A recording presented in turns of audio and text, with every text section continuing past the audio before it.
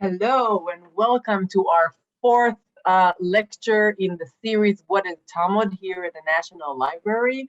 Welcome to those who join us again after being with us in previous talk, and to those who are joining us for the first time tonight. My name is Michal Barashel Sigal, and I teach Talmud at Ben Gurion University in the Negev. And this is the fourth lecture in a series called What is Talmud? This series introduced central topic in the study of the Babylonian Talmud, the central and key text of Jewish and rabbinic tradition. We talked in the first talk about the composition of this text, and then we talked about its content and the law.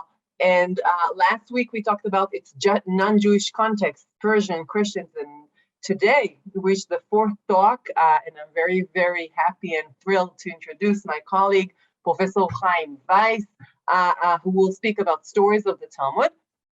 Before I introduce him, it really is a great pleasure to finish this series with Haim, I want to remind you what this series is all about.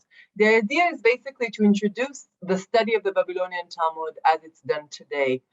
What are the questions that interest us when we study the Talmud? It doesn't assume prior knowledge of the Talmud, but it also does aim to do more than introduce the text.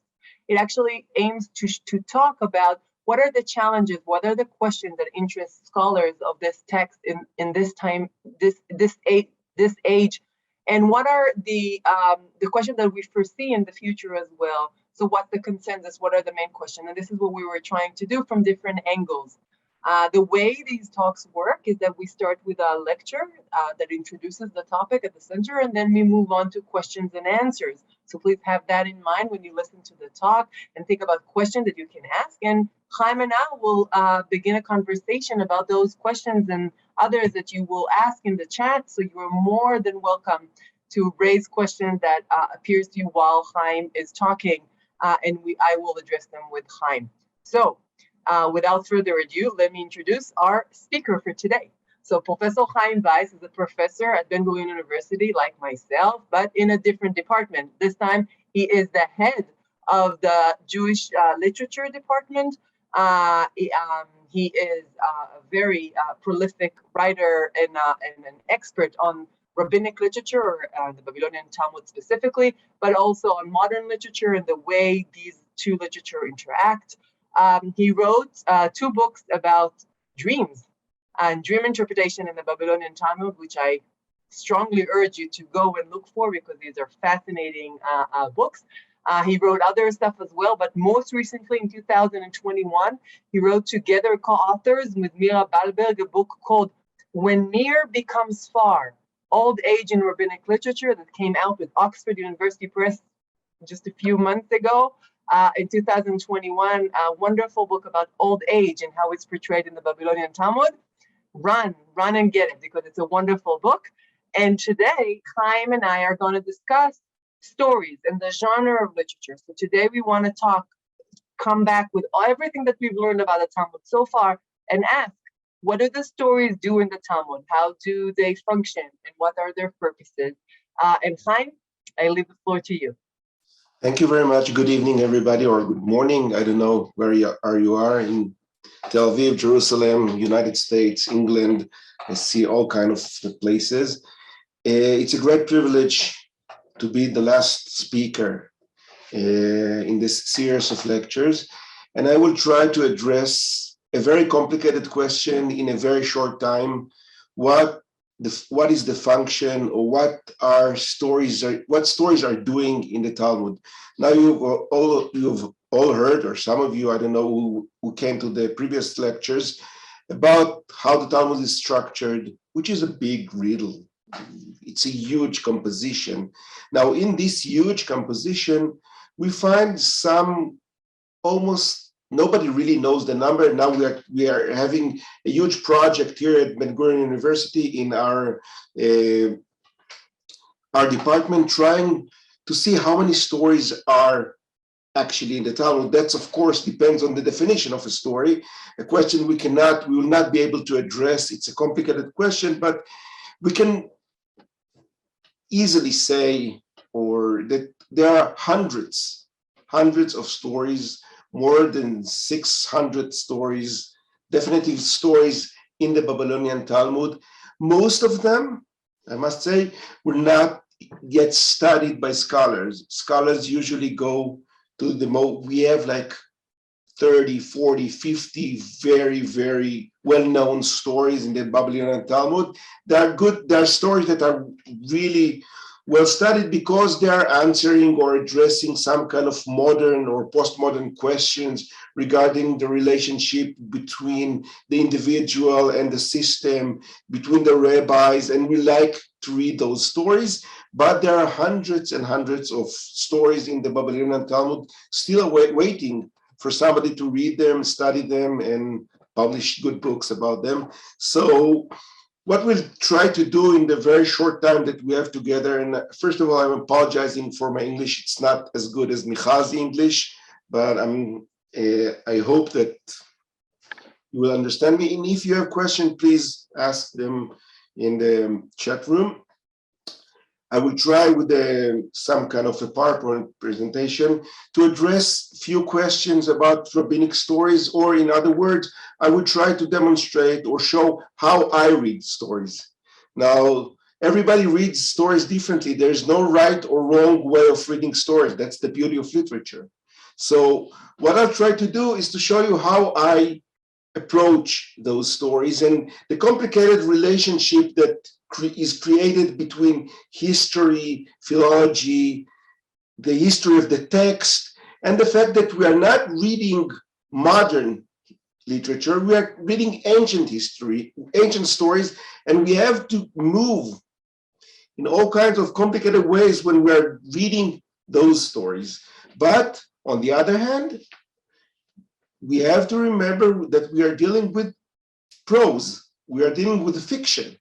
And we have to regard those stories because usually, and I would say before I share the presentation, usually we have this kind of, this is, okay, we say something like this is religious text. This is, the purpose of these stories is probably didactic. They want to teach us something. The rabbis want to teach us something. And from time to time we forget that we are dealing with a very complicated literature that not only wants to teach us something from halachic point of view, from religious point of view, how to be a better man, how to be a righteous man, to give tzedakah, or all kinds of things. These are stories that are working as stories works. They want to tell us something about the human condition, about this, the complication of life, and sometimes, as I will try to show, these stories are not working the way we expect them to work, and that's, from my point of view, the beauty of this literature. Okay, so now I'll move on to share the presentation. Please let me know if you see it. And okay, do you see the presentation? Just nod with the head, with your heads. Thank you very much. And Haim, it's not in a presenter mode? I'm doing it right now, like that. No, you need to share it in presenter mode. What? Unshare and then share again. You see?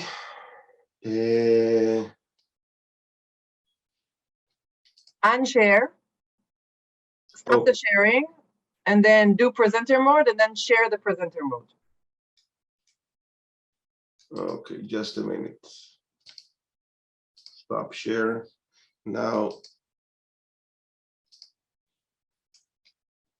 I will try to do that, and we'll do it. It was fine. Just enlarge it, please. You just see the margins, okay? But it's not that important. You just see it, and I don't want to waste any more time. I'm not that good in, actually I'm very good, but it's not working right now. So I have two screens here and it's late, and please be kind to me, okay? I'll just do it like that, okay? So this is the title, Expect the Unexpected, Stories from the Talmud. Now, I want to say a few things about rabbinic narratives. Some of it, okay, first of all, we are dealing with very short narratives. These are not long stories. You don't find, it's not a novel. It's not even a short novel. Usually the stories are 4 lines, 5 lines. It's a paragraph. Usually it's a paragraph. When it's a very, very long story, you have 2 paragraphs, 3 paragraphs. Now, you would never, almost never find lines like, he went home, it was dark, it was late at night, it was raining, and he thought for himself, oh, I'm such a miserable man, nobody loves me, or something like that. They would never, they would only use verbs when they want to describe what's going on in the stories. And this function, the fact that we are dealing with very, very short stories, makes the reader very involved in the story. It's very fast. It's moving very, very fast. The protagonists are doing something and somebody is saying something to, they're saying something and somebody's dying and somebody's insulted or something happens, and it's very, very fast, and you don't get the explanation. The story do not explain usually what happened there. You have to go into the story. You have to dig into the story and try to understand what happened. Okay, so first of all, we are dealing with a very short stories. The second thing that I want to mention is that usually, and I'm not, of course, the first one to say this, Yona Frankel said it, my teacher, Professor Galit Chazam Rokem said it before, usually those stories are dealing with deep psychological, or they're built on a deep psychological infrastructure. Now, in order to understand it, we have to know that there is some kind of tension in rabbinic stories. The rabbinic stories or Talmudic stories are brought into the Talmud for a reason. There is some kind of halachic question. They want to find out whether it's right or wrong, whether you are allowed to do it or not allowed to do it. And the story is conceived or understood as part of, I don't know, the story is brought as part of the debate in the sugiyah, as some kind of proof of one of the opinions or something like that. But it's not, it doesn't stop there. The story is doing something else. The story is not just there because we want to demonstrate some kind of an argument in the sugiyah or in the halachic debate. The story stands for itself. It's some kind of a literary creature that stands for itself, and it creates its own world. And this world, it stands sometimes against or not in connection to the halachic or the original connection that the story was brought because of. And the story itself, in its inner structure, is built on some kind of a deep psychological infrastructure. There is some kind of tension. Usually there's some kind of tension between the protagonists. They want to do something, one thing, and they're doing another thing. They want to study together, but there's some kind of rivalry between them, or there's some kind of tension between them. And you have to read the story not only in connection, and I will go back to it later, not only in connection to the large infrastructure of the sugiyah or the Talmud, but as a separate unit of a story that has its own structure and its own psychological infrastructure. Now, this leads me to this third point. There's a sense of disharmony in rabbinic stories. Rabbinic stories they cannot be tamed to the didactic purposes that they were brought in the first place to the Talmud. They are usually brought from some kind of halachic or didactic purpose, but they cannot be tamed to it. There is some kind of disharmony in the stories. Now, one of the leading scholars in rabbinic literature, Professor Yona Frankel, said a very famous thing. He said, in rabbinic literature, there is a unity of frame and content.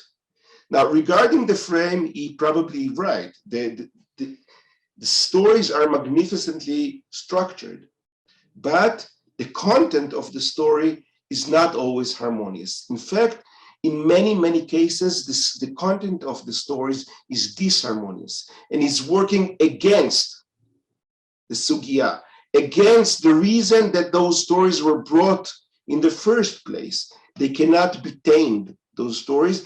And there's some kind of, and that leads me to the fourth point, some kind of excessive elements.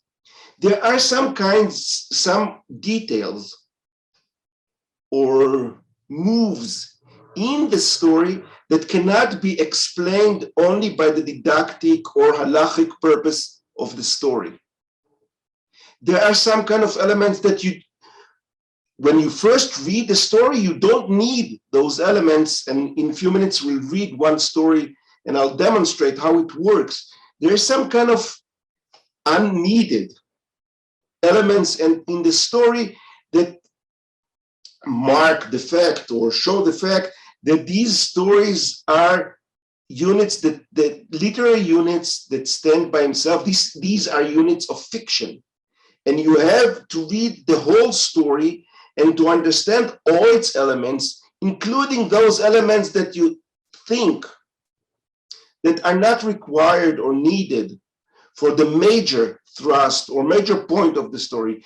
Usually when you are working, or I'm working with historians or legal people or people who are dealing with the legal side of the Talmud, they would read the stories, but they would peel it, okay? They would take the parts that they don't need, put them aside, and read only the parts that they need in order to understand the halachic question, the legal question, the historical question. And I'm interested in the parts that they are not interested in, okay?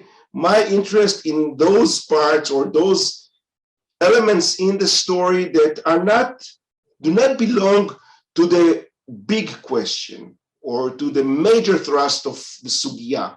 I'm interested in those stories. That leads me to the last point here, is the multivocality. As my teacher, Professor Barit Chazan Okem, have shown many times on many occasions, rabbinic stories do not reveal one voice. They reveal many voices.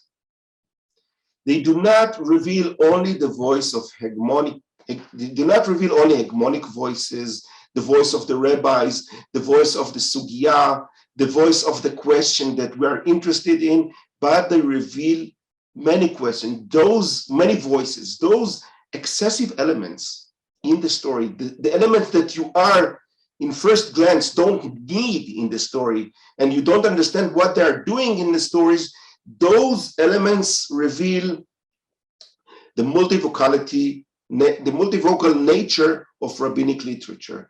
You have to listen to it carefully, and then you can listen to, you can hear voices of women, children, slaves, people that you don't usually hear or see when you are looking into the major thrust or the big questions that the Talmud is putting. In other words, we are interested in the small elements in order to understand differently the function of the stories in rabbinic literature. Okay? Now, I'll move to the second thing, is the reading method. Now, there's no, of course, it's literature. Everybody can read literature as they like. There's no right and wrong in literature. Okay, that's the beauty of literature. This is my reading method. This is the way I read, along with my colleagues such as Professor Mira Balberg and Professor Shira Stav and other people that I work with. And there are four principles to this kind of reading, and I'll try to explain them.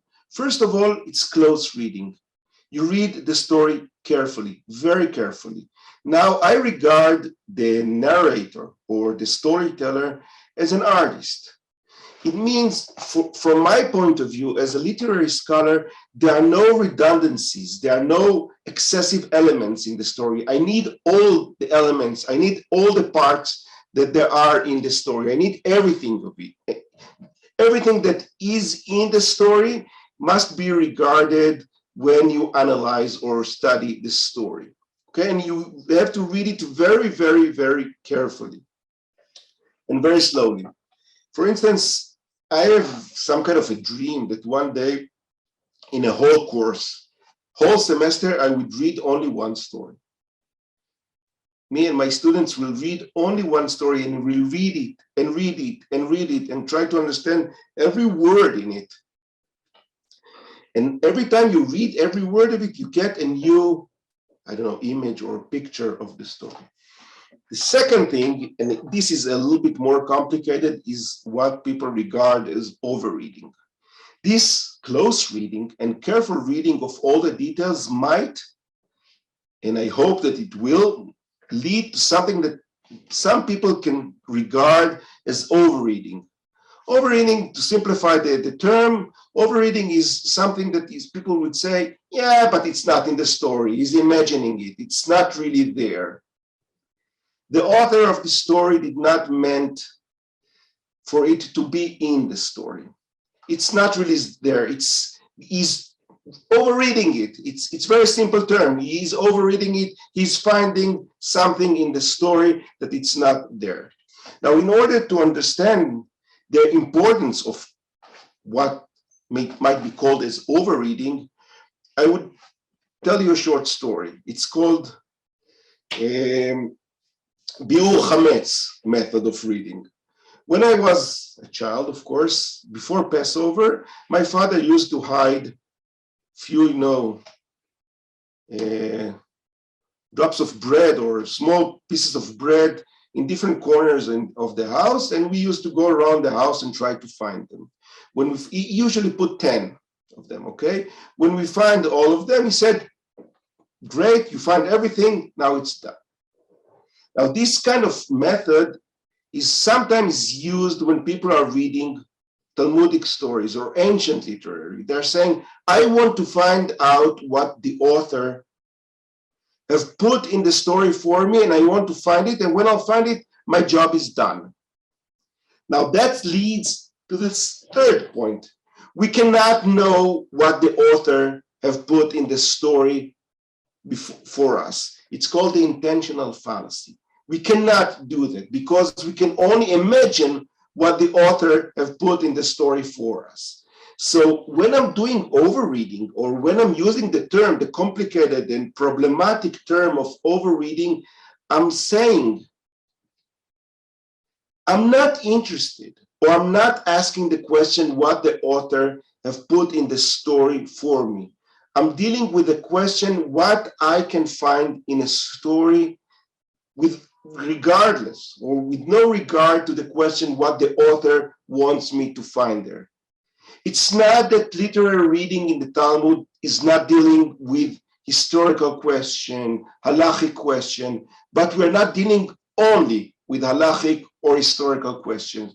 We are dealing with those stories as fiction. As fiction, we read it not according to imagined rules set by the author, exactly as we don't do it in modern literature. We read the story independently with no regard to the intentions or imagined intentions of the author. We try to find in the story what we can find in the story. And every generation will find different things in the story according to question that interests that generation, or according to, I don't know, different academic climate, or different cultural or political questions that are interesting the readers, okay? And that leads for the fourth element, which is the estrangement. We are trying this, the estrangement the Russians, the Russian, it's a term coined by Viktor Shklovsky, one of the from the formalist school, and the meaning of it is to change or to return to the stone it's stony, or it means to look on a familiar thing from different point of view or in unfamiliar eyes, to make the story that we are used to read the stories that we are used to read as stories that are telling us something about rabbinic law or rabbinic or about the sugiyah, to read it differently, to read it as literature. Okay, now in the last few minutes, Michal, how much time do I have left? I would say, I don't know, 10 more minutes?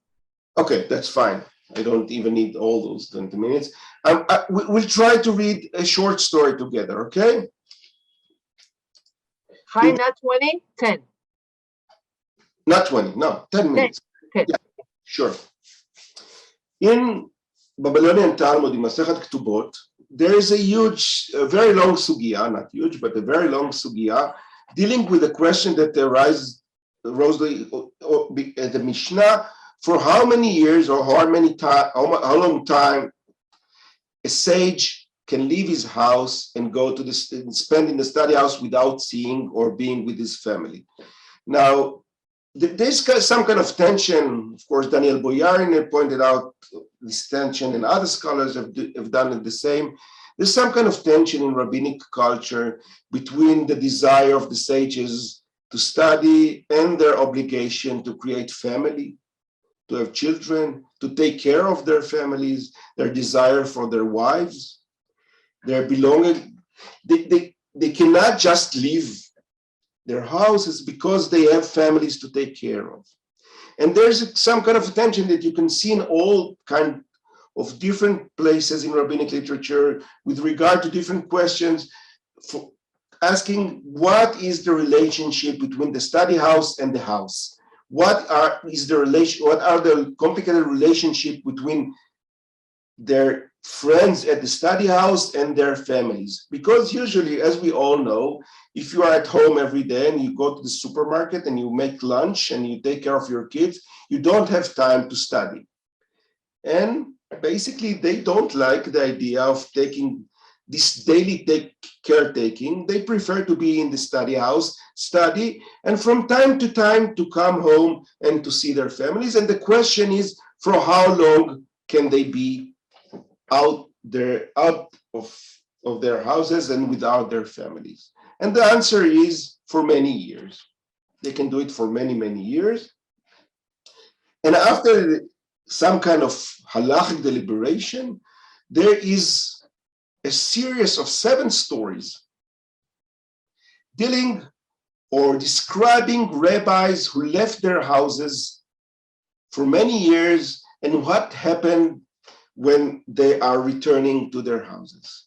Now, the major thrust, as we can say, or the reason why these stories were brought into the sugiyah in the first place is because these stories are dealing with the question, with the legal, halachic, and cultural question for how many years a rabbi can be outside of his house. The most famous story in this chain of 7 stories is the story of Rabbi Akiva.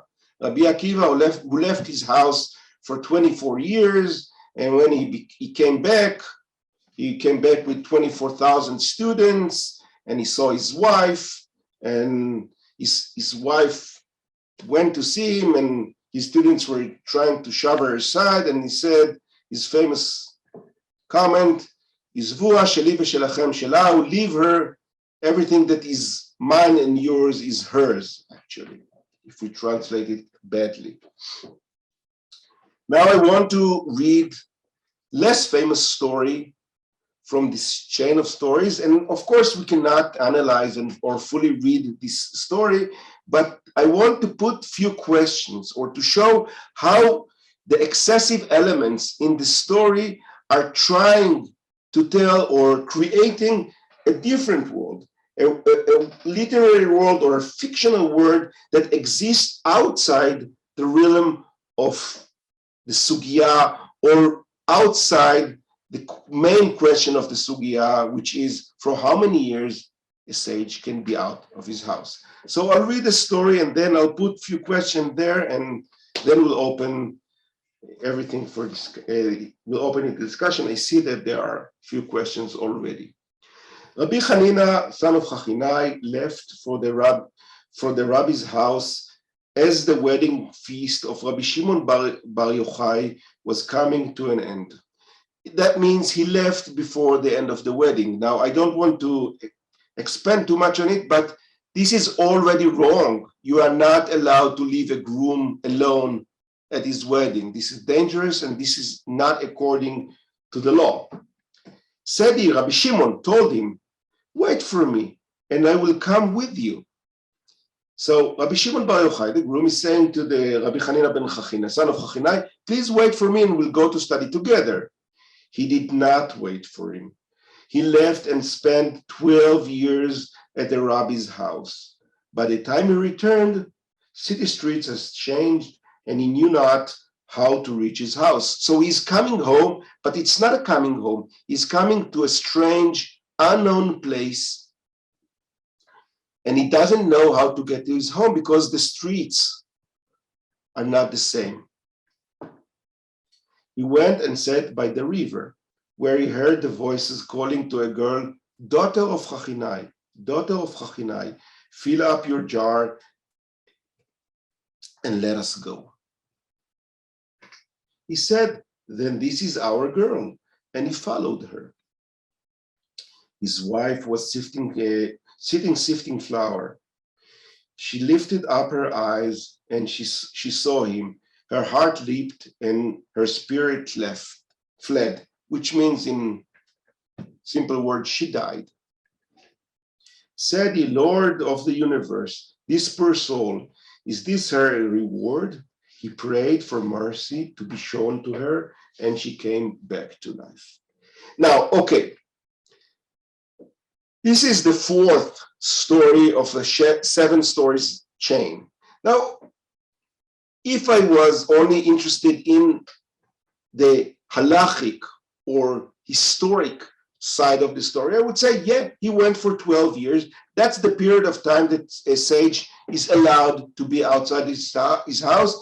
And he's not the only one who is mentioning, this is not the only story that mentions 12 years. There are other stories in this chain that uses or mention the period of 12 years. Now, but this is not all we have in the story. We have some kind of untamed or strange element in the story that calls for different kind of reading, for a reading that focuses on the relationship, like for instance, between the father and his daughter and a man with his wife. I'll just put a few questions because I really don't have any time left, but I'll just put out there a few questions. For instance, his daughter called daughter of Chachinai, and his name is son of Chachinai. Now, is she his sister or is she his daughter? And if she is his daughter, how come she is called on the name after the name of her grandfather and not her father? What's the meaning of the fact that the story calls her daughter of Chachinai and he's called son of Chachinai, and they are portrayed by their names as if they are brother and sister and not a father and a daughter? And we know that she is his daughter, but she is called as if she's his sister. There's some kind of ambiguity here. Now, if I had a time, I would offer a reading that would try to explain this ambiguity. It won't be easy, but there's some kind of explanation to it. Let's move on. He's sitting on the riverbank. Now, he hasn't seen his daughter for 12 years. He doesn't know how she looks like, okay? There's no WhatsApp, there are no computers, there are no pictures. You cannot send picture of the kids to the rabbis, and they don't know how their children looks like. He haven't seen her probably since she was a little girl or just after she was born. And now she is a young woman, and he's not. It's awful. He doesn't recognize his own daughter. Now, he heard the girls. He's recognizing her only because the other girls are calling her daughter of Hachinai, daughter of Hachinai. Now, a normal father, okay, I don't know if I'm a normal father, but if I was the father, I would go to her and say, hi, I am your father. And we'll start a conversation, or at least we will walk together, okay? But he's not doing it. What he's doing in the story, he's stalking her. He's following her to her house without telling her that he is her father. And now, if she's noticing her, she doesn't know, of course, that this is her father because she never saw him. So if she's seeing him, she's thinking to herself, there's some kind of weird man stalking me on my way back home. She's probably afraid, or I don't know why, but he is following her, and they're not talking to each other. Now, this, of course, this strange sequence in the story do not serve any kind of halachic purpose. There is no halachic purpose to it. It doesn't work in accordance to the big question of the sugiyah. It's working in the deeper structure of the story itself and its psychological tension. Now, what happens when the father does not recognize himself to his daughter? Because if he would tell her, his daughter, I'm your father, hi, how are you doing? What happened during the last 12 years or something like that? What have been you doing? She would probably go home and tell her mother, Mom, do you get ready, father is here. Or she would prepare her mother. But he's not surprising only his daughter, he's surprising his wife as well. But the difference between the daughter and the mother is that the mother knows him. And she lifts her eyes from sifting flour. It's a beautiful picture. And you can see how they are masters of drawing magnificent picture in a few words. They can do it in 5 words. She's sifting flour. You can imagine her sitting on the floor, sifting the flour, and she picks up her eyes and she sees her husband and she dies from, I don't know, she's amazed or surprised or shocked, and she dies. And he created this whole problem because he refused to talk to his daughter and to come home properly. And I urge you to read the 5th story in this series of stories, and then you'll see. I'm finishing, Michal. Okay? And then, because he created this whole mess, he needs to use what we call in literature Deus ex machina solution. Now he's standing there with his unrecognized daughter and his dead wife, and he has to bring out or to pray to Lord to bring back his wife to life after he killed her because he didn't came home back properly. Now I would stop here and I would leave you with those thoughts or ideas or questions. And thank you very much for listening. I hope that it was interesting or at least not too shocking. And thank you. Thank you so much, Haim, for this wonderful and thought-provoking lecture. I hope you enjoyed it as much as I did. Haim, if you can unshare your screen, stop sharing. Yeah, sure. And we can move on. We got a lot of questions today and a lot of thought, as I said, thought-provoking indeed. I want to start off by, we got a lot of question of whether those stories are true. You said they're fictional. Are all stories fictional? Could there be some truth to them? I think it really ties into a lot of the issues that we've raised in the last 3 talks about how this text was composed. Where does it come from? Who are the people who that are composing these texts? What's the purpose of this? And I think the question of whether these stories could be true or not true, or what does it mean to call them fictional, actually ties into another question that, for example, Joseph asked. If we were mentioning Rabbi Shimon Bar Yochai in one story, about other questions the talk about him sitting in a cave. So can we connect stories together if they're both fictional, if they're both truth? So where do you stand on that? What do you think about this whole issue? Okay, this is the question of questions. This is the big, big question. Now, I grew up with a mother. I will tell you a short story. I grew up with a mother that we could never really separate our true history of the family from the fictional side that she added. And actually, there's no easy way to say about so many things in life, this is true, this is not true. This is happened exactly as it is described, or there are layers of, there's some kind of a basic truth to it, and it's surrounded by legends or, I don't know, fiction stories. Now, basically, I do not think that people can bring dead people back to life, but this is another thing. But I would say, like, I'm not a historian. This is not my problem. I mean, we are dealing with those stories. They might happen, they might not.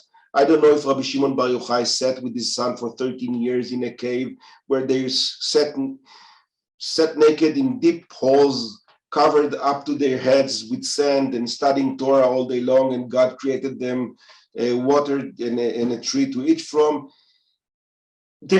Even if something didn't happen, I would say it like that.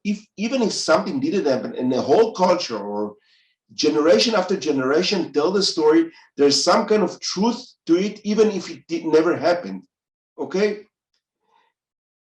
It doesn't matter if really Abraham is, I don't know, buried in Ma'arat HaMachpelah or not. People believe he's there. It creates all kind of problems, but people believe that he's there, and he's there because people believe he's there. People believe in stories, and that, I don't know, makes those stories in a way truth. And the question, we of course, we can never know whether the story of Rabbi Akiva is truth. Did he really, in the story he went for 24 years, but after 12 years he came back home, he stood outside the door of his house and he heard his wife saying, if he would listen to me, he would go for another 12 years. Now, I don't know if this happened or this was some kind of a rabbinic fantasy of the perfect woman, perfect wife, who's not only not complaining about her husband being away, she's sending him for another 12 years so he can do whatever he wants to do. We cannot really separate those things. So in a way, it's truth. In a way, it's fiction. And the fact that it's there makes it, in a way, truth. I hope that my answer. Now, regarding the other thing about how we can create what we can call rabbinic biography, okay, where we add the stories. We take the story of Rabbi Shimon Bar Yochai here, and we add it to the story of Rabbi Shimon Bar Yochai in the cave. This is a very complicated question. It's like playing jigsaw, but you don't know how to put the parts, because you can put the story of Rabbi Shimon Bar Yochai. For instance, you have the story of Rabbi Shimon Bar Yochai in the cave with his son for 13 years, and you have a story in Baba Metzia about Rabbi Shimon Bar Yochai, about the son of Rabbi Shimon Bar Yochai, Rabbi Lazar, who was working for the Romans. Now, did he work for the Romans before he was in the cave with his father, or did he work for the Romans after he was in the cave with his father? This is a big question, and the reader is the only one who can choose where to put the story and how to create rabbinic stories. Because when you read rabbinic stories, they never say to you, after Rabbi Shimon Bar Yochai was in the cave, he went there and did that. The stories are scattered all over the Talmud and the Midrashim, and they don't have some kind of, they're not organized. And a more complicated question is, there are stories who are contradict each other. What was the beginning of Rabbi Akiva? Did he was the shepherd of, he started as a shepherd, or did he went and saw, as it's conceived in the Babylonian tradition, or did he went to the, I don't know, the whale, and he saw water on the stone, and then he decided that he can go and study. We have contradiction stories about the rabbis, and we have to decide. So I don't think I don't get into the question whether it really happened or really didn't happen. It's somewhere in the middle. Some of it happened, some of it didn't happen, and there are layers. It's a story. It's a good story. So, okay. So we talked about stories a lot, and we really touched on the main question that we're all asking: how much of it is true and how much is not. And I really appreciate the fact that you said, you know what, it could be true, but I'm interested in the other stuff that it does. And I think that's a good answer to say, you know, we don't have to even decide on that. We can just choose to focus on one aspect. But what I want to take this and move to a bigger question and ask, so stories, comprise a certain percentage of what the Talmud is, right? The Talmud is a really big corpus of text, and it became the central text for many reasons. How do you see the non-legal parts of it, right? The stories, the Agadah, the dream interpretation, the magic, the the astronomy, all these parts of the Talmud that doesn't do strict legal ruling. And how do you see them fit with one another? So how do you see your stories and the humans behind them and the concept that we glean about their authors? I think this is what I got mostly from your talk, is that you were saying, I have a window. I like, as you said, I don't have an Instagram picture of how they looked, right? But in a sense you do, right? This is what you're trying to do. You're trying to say, I'm going to use these stories to recreate the people who created those stories. I'm trying to get into their mindset, what they were thinking, what they were feeling, and how they thought about the world in which they lived. And how do you see that combine or interact with the legal parts of the Talmud, which we discussed, for example, in Chris Hayes' talk, or even in Shai Sekunda when we talked about, laws that are shared with the non-Jewish world? How do you see the two interact? Okay, it's a very good question, and there's no simple answer to it. Now, Bialik, in one of his famous articles about the Talmud or rabbinic stories, Bialik, as you know, Chaim Nachman Bialik, was really interested in rabbinic stories, and he even created an anthology called the Book of Legends with Yeshua Chana Ravnitsky. They collected at the beginning of the 20th century. They collected the stories from the Talmud and Midrashim and put them together. And you have seen some kind of this book which is created only from stories from the Talmud. Not all the stories. They took some of the most problematic stories outside of the book, but most of the stories are there. Now, he said that there's some kind of dichotomy that people use to use. The law, the legal discussions are the serious side of the Talmud or rabbinic literature. It's logical, it has sense, it's complicated, it's very hard to study, and there is the easy side, the smiling side, as he call it, the smiling faces of rabbinic literature, which is the literary side of this huge literature. Now, as Bialik already showing in his article, the situation is much more complicated. As we all know, people who deal with legal discussions knows that they are not always reasonable, they are not always logical, they have all kinds of crazy parts, crazy assumptions, crazy cases. I maybe not crazy, but very, very radical options. What's the status of a baby who is born with two heads? On what head does he put the tefillin on? This is not really only a legal discussion. This is some kind of a way of people to deal with their fears, all kinds of other things. And literary side, the literature of the rabbinic literature, the prose, the fiction, is not always smiling, and it's not always easy. It's very complicated. The stories are, for instance, you can read a sugiyah, they would tell you that the law is like this and that, and then they would bring 6, 7, 8 stories that all tells the opposite. In all the stories, the sages do not do what the law says that they should do. It's like subversing. It's like going under the sugiyah and showing some kind of other options. So I think the part of, for me, that's amazing, Chaim, because we're talking about the same people, right? The same people who are quoted saying certain legal stuff, and then you get a story right next to it that really is subversive, as you say, undermining the legal strata in which it's found. Yeah, they're doing exactly the opposite. For instance, you have a nice sugiyah, really nice sugiyah about kibud horim, about the question how to respect your parents. Now, each and every one of us knows that this is a complicated question, okay? Taking care of your elderly, sick parents is not always easy. It's sometimes very sad.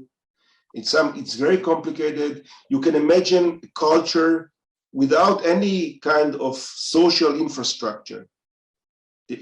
There's no help or somebody to help you outside the family. And the law says, how much do you have to respect your parents? There's no limit to it, okay? The law is that there's no limit to how much you have to respect or take care of your parents. And then a series of stories, and what the stories are doing, they're saying basically, okay, if you create a world where there is no limitation for something, think of legal system with no limits, okay? You do not have to respect your parents, I don't know, this or that, and they give you limit and they say, after that, you don't have to do this. So that makes the idea of respecting your parents, the idea of kibud horim, impossible. You can never reach the goal because it's always higher than you can do. And the stories are emphasizing it because they are creating stories about crazy parents, especially crazy moms, actually, who are asking their kids to do crazier and crazier. They're, for instance, telling a story about a mother who saw her son sitting in the city hall. He was as a respectable man, sitting with all those respected people as part of the, I don't know, city council. And she's coming to him and tearing his clothes off and spitting on his face. And he said, why she's doing it? There's no reason to do that. But the reason is when you set the bar so high, you want to meet it. And that's the place where the way you respect your parents is, tested. Whether the son would react, how the son is going to react to his mother. So the stories, in a way, first of all, there are units by themselves, and they are stories or narratives that need to be learned by themselves. But when they are connected to the halachic or the larger framework of the Talmud, they are sometimes telling some kind of subversive story. They are going under the halacha and showing the complications, the complicated ramifications of the halacha. If you create a world where there are no limits, that's what's going to happen. And the stories are a very good way to say it because there's no good halachic way or legal way to say it. You need a story to say what the halacha in many cases cannot say directly. You know what? We've touched about my next question in multiple ways, and you touched upon it now. So I want to ask, there is a tension between the fact that the stories were composed or written or whatever 1,500 years ago, 1,700 years ago. Yeah. And we're reading them today, right? In the 21st century, and we're reading this with our tools and the way we understand human beings and their motive, their agenda, etc. How do we know that we're not, mistakenly assigning agendas or feeling to the stories and not, misreading? So how do we navigate between the composition of the stories for their time and place and our reading as modern readers? And I think some of the emotion that I'm seeing here in the question and answers, people are arguing about details. Please don't miss that. We were not going to be able to go through all the questions, so please stay afterwards and read the question because people are asking you a question about the story specifically. But I think a lot of the emotion are because people say, no, I read it differently than you, or how do you know that this is what it means, or they could have done something else, right? So how do we navigate our 21st century? And I'll say more than that because Joseph, I think, asked that question. He asked, or Gary, I'm sorry, Michal, I'm losing you. too many in the question. Can you hear me? Can you hear me now? Yes.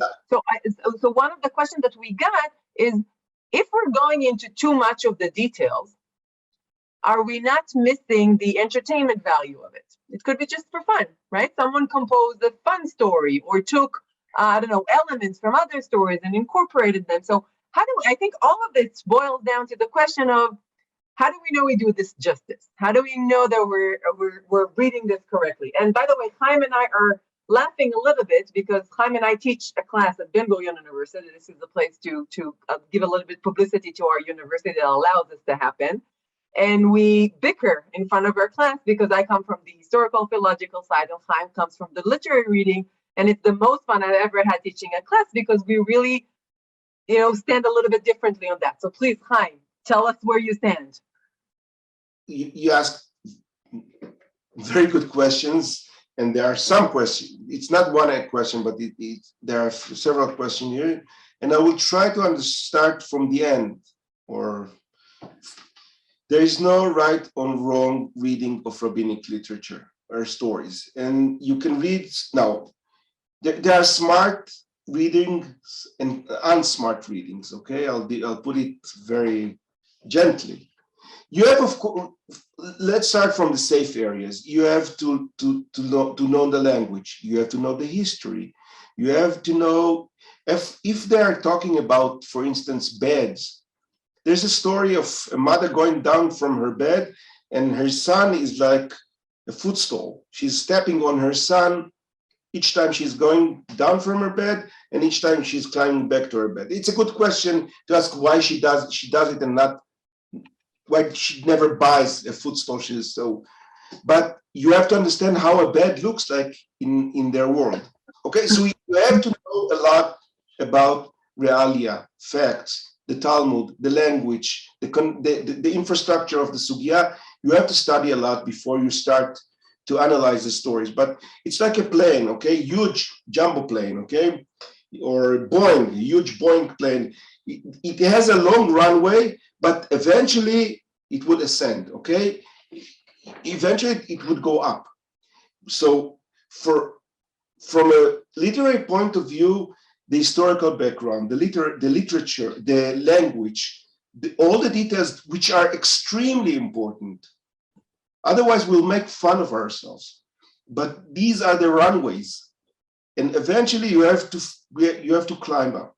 And this is the literary reading. Now, we have stories.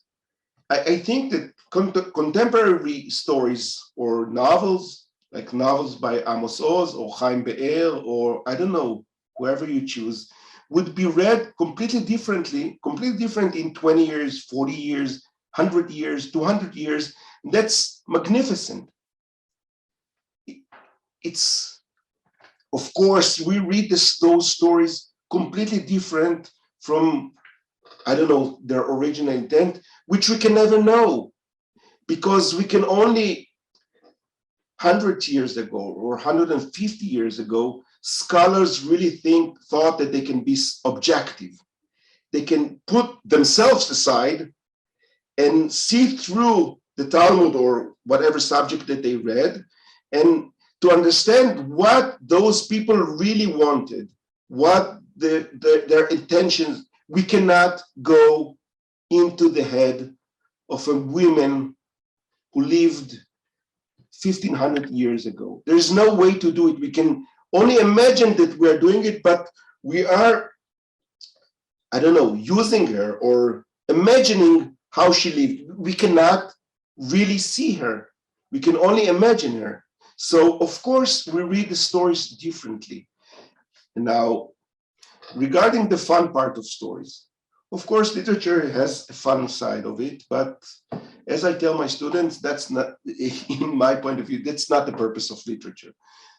the purpose of literature, there are many purposes, but one of the purposes of literature is to tell us something complicated and sometimes undesirable about the human condition. Sometimes we don't want to hear what literature has to say because it's unpleasant.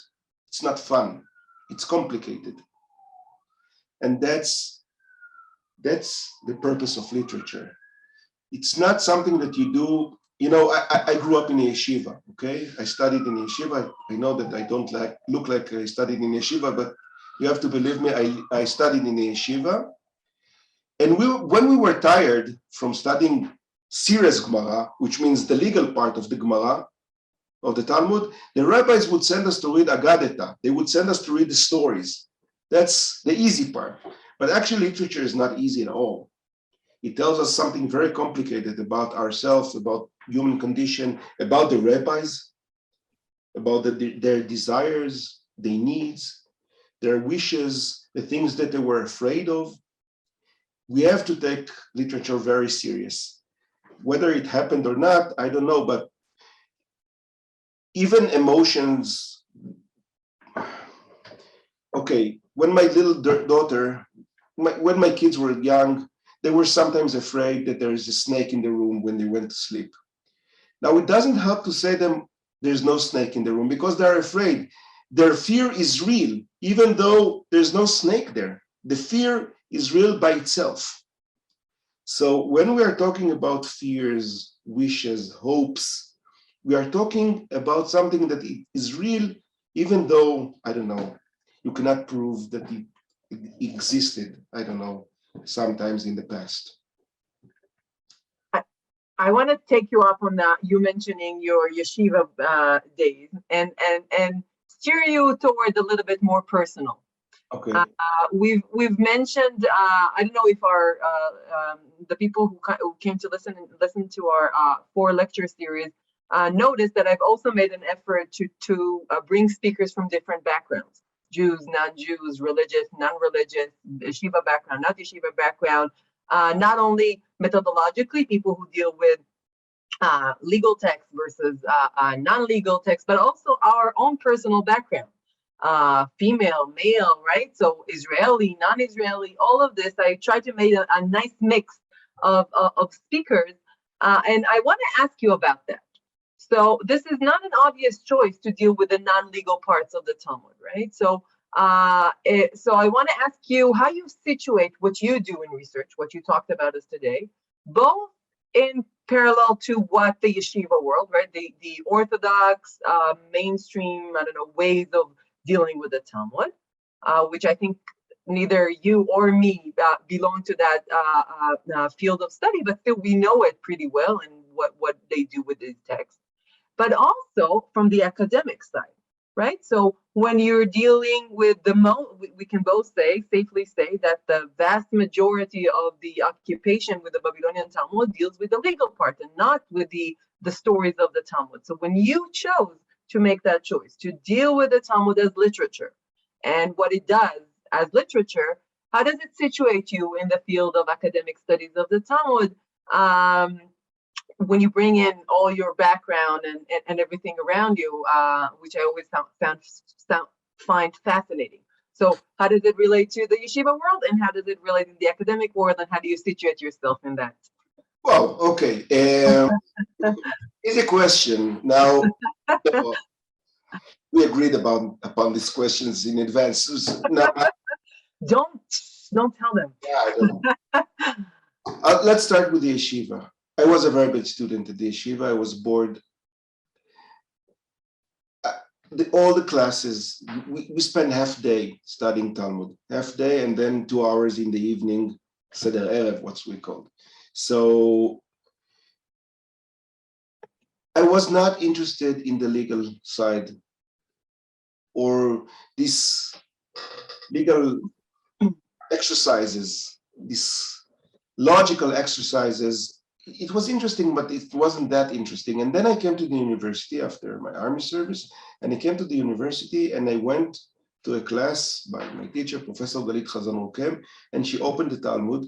This was the first time I saw a woman open the Talmud. She brought big Talmud, she put it as if this is something that you do every day. She put it on the table and she started reading. And then that's what was the moment I said, that's the place I want to be. That's how I want to read the Talmud. I'm interested in the stories. Because, I don't know, I like the imagination, I like the chutzpah, they are very daring people. They can speak about everything. They don't have high and low. They don't have things that you are not supposed to talk about and things that you are not supposed to talk about. And you get a unique glimpse into when you read the stories seriously. You work with the stories seriously. You take them seriously. It's a unique window into their world.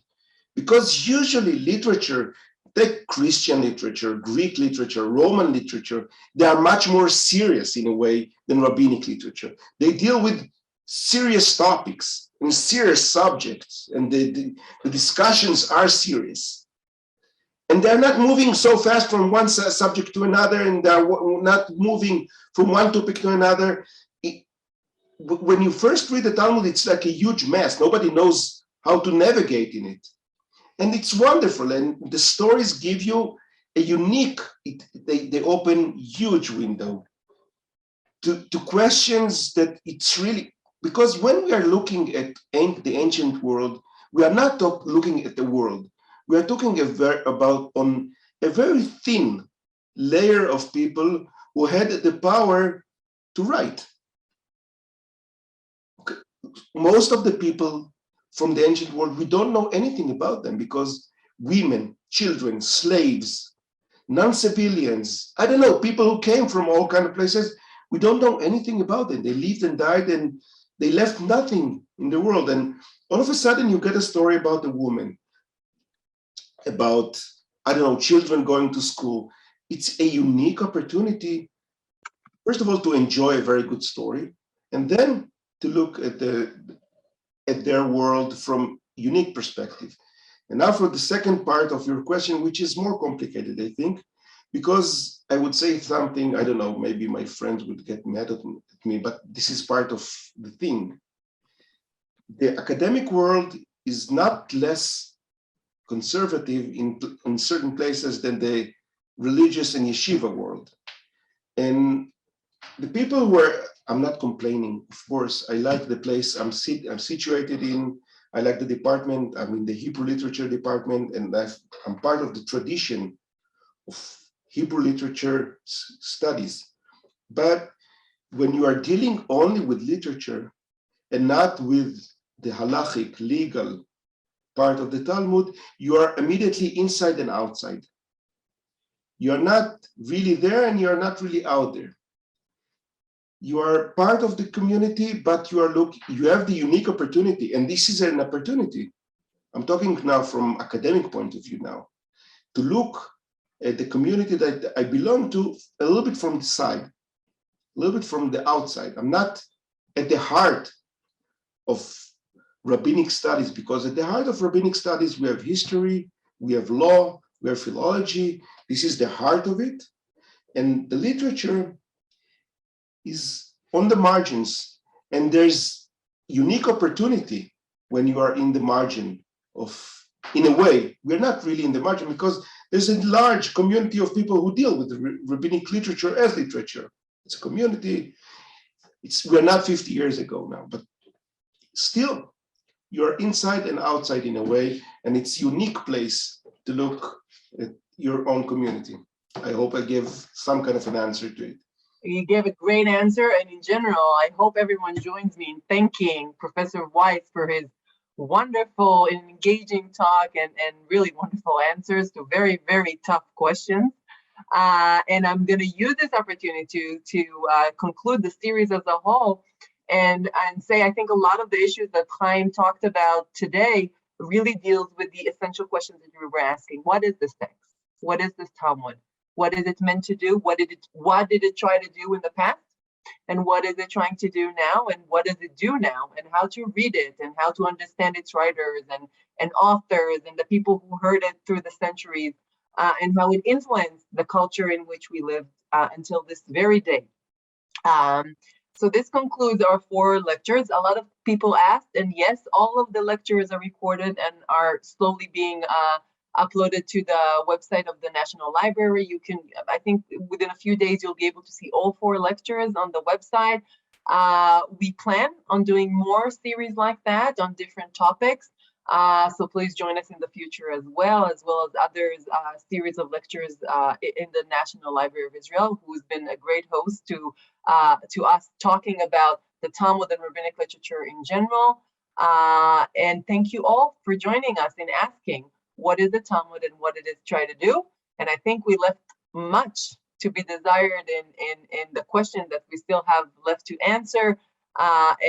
So there's a lot of work to be done, and I hope we gave you appetite to read and hear more about it. So thank you all, and good night, everyone. Thank you very much. I apologize for not answering all your questions, but thank you, Michal, for having me, and thank you all for joining us. Thank you and good evening. Thank you, Gurion. Thank you both. It was an amazing talk, and thank you all for being with us tonight. Laila Tov from Jerusalem. Laila Tov, good night.